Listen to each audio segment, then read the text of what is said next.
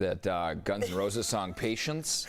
Just a little patience. Just a little patience there. It was a breather. We wanted you to really wait for this moment. Yes. It's a big one. Yeah. So it's time for our 3 cents here, our featured topic of the day. It is the weekend.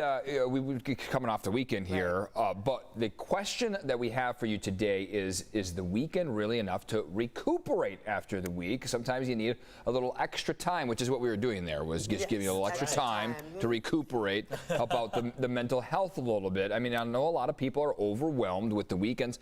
My weekends are kind of crazy fun, but it's crazy, and sometimes I don't feel like I maybe got enough dad time and me time. Exactly. They're busy. I mean, even you kind of have to struggle with that balance, especially people on our shift, of do you relax and decompress, or do you use the weekend to have your social time? Fun. Yeah, exactly. So get the balance. There's decisions to make here. Right. So we are all trying to appreciate some more free time from our life responsibilities, but this conversation on mental health is not just limited to adults. So how often do we check in with the young people in our lives about their mental health, and how are they coping with the impact of their responsibilities as well? Yeah, so it's an important thing to think about, right? Checking in with kids. They're exposed to so many things lately that we've talked about here during our 3 cents. You know, their mental health, of course, is not just impacted by what goes on at school, but social media, a huge part of it. So before we give you our 3 cents on this topic, let's take a look at how a mother is making sure she prioritizes her kids' mental health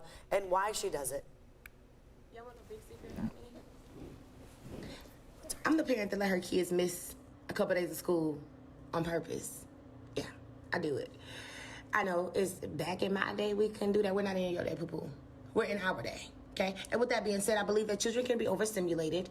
I believe that just like I'm overstimulated, the weekend is just not enough time for me to kind of recuperate and refresh myself, because I'm overwhelmed by so much that I've had to deal with during the week and conquer during the week with certain limitations and stipulations added to it. So yes, I do entitle my kids to stay home and do absolutely nothing.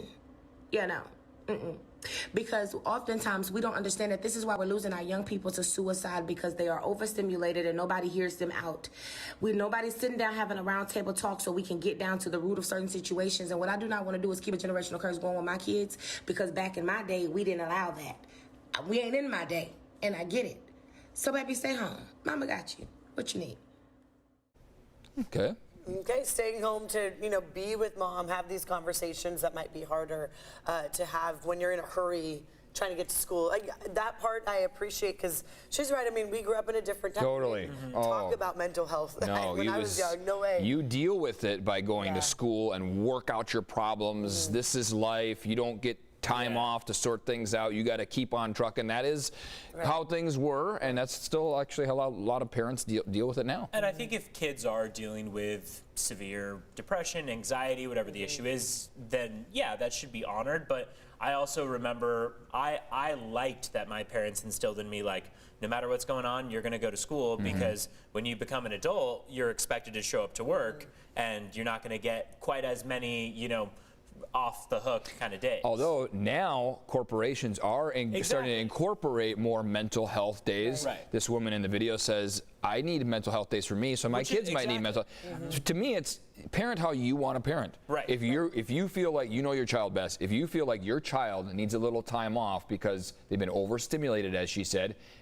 give them that time off that they need. It's up to you whether you want to take them out of school and give them that time. And that's, I think the point here is knowing your child, right? That's such an important part of this, where you feel like, okay, ours is 4 years old, so it's a different scenario, but when she's tired, we know it's time to go home and take a nap, or we know she needs food, or whatever it is. You follow their patterns and kind of know if something stands out as being a little off. Maybe she's sick, and you kind of need to pay attention to all of this and help them through it all. And I think that's what she's doing with her kids, which is great. For some people, that might be a day off of school. Yeah, my kids are a little older, so my oldest is going through a lot now. Sports, lots of demanding stuff. He's got student council. There's lots of responsibilities. I think you just have to make sure you sit down with them, ask them, how are you doing? It's the how are you doing? Don't just let it be a one-time question. Not just fine. Really get a little deeper to make sure they're okay. Not, if they are staying home from school, it's not a day to let them just sit on the iPad or watch TV. Right, because that could make it worse. So just scroll on Instagram. Yeah, spend a little extra time with mom and dad, and that could work out some of the concerns that they may be having.